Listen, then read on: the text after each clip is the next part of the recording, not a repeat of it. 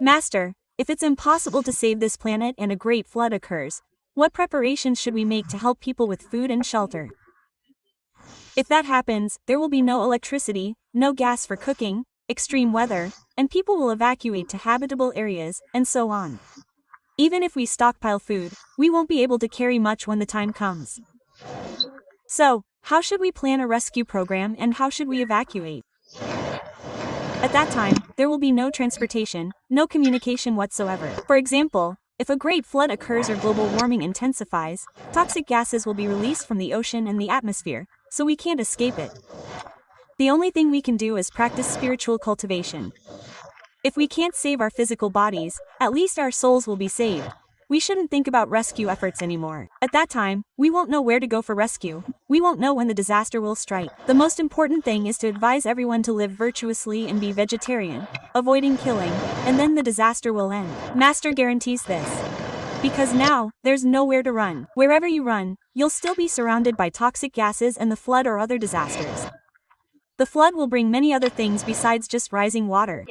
As for toxic gases, the mountains will be eroded by the water, causing landslides, rocks falling, and many other things will happen. For example, natural disasters, floods, and crops will be destroyed. We can't avoid these things. It's not just about rising water. There will be many other problems. Electricity and water will often be cut off. For example, there will be no means of transportation. Traffic will be disrupted, roads will be submerged or cut off.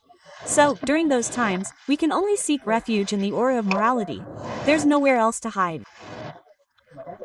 We wouldn't even know where to hide. Avoiding one place might lead to problems in another. And sometimes there are earthquakes and other things because the shape of the earth changes due to rising water levels. These changes give rise to many problems. For example, sometimes there are earthquakes or volcanoes erupting from underground. Places that haven't erupted before will now erupt, because sometimes volcanoes are hidden underground. But now, with large mountains and thick layers of earth blocking them, when the mountains collapse, rocks and earth slide down due to the floods, other disasters will also occur. It's not just the rising water that's the problem. Running to the mountains won't be enough. So, we must advise them to live a moral life, to live according to the proper conduct of a human being. That is, protecting ourselves and protecting others, protecting other living beings. Only that way can we save ourselves. Because we have a very great position in the universe. We are children of God, we are Buddhas, but we just don't know it.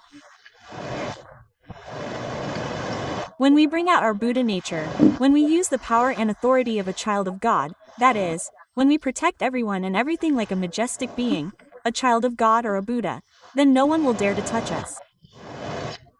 No natural disaster or calamity will dare to touch such a Buddha. We must acknowledge that we are Buddhas and act exactly like a Buddha. Then no one will dare to touch us anymore. Otherwise, there's no escaping it. Yes, thank you, Master. And also, when there's no food, we can live on air. At that time, the water might also be toxic and undrinkable. And there's no food. Toxic gases are everywhere. That's just an example, okay? At that time, we have to control our inner selves. Remember our Buddha nature. Remember the heaven within us. And that within our souls there is Buddha nature. There is heaven. We must remember these things.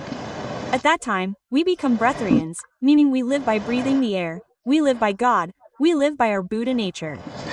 And if we die, we'll just go to heaven. We already have a guarantee, so what's there to fear?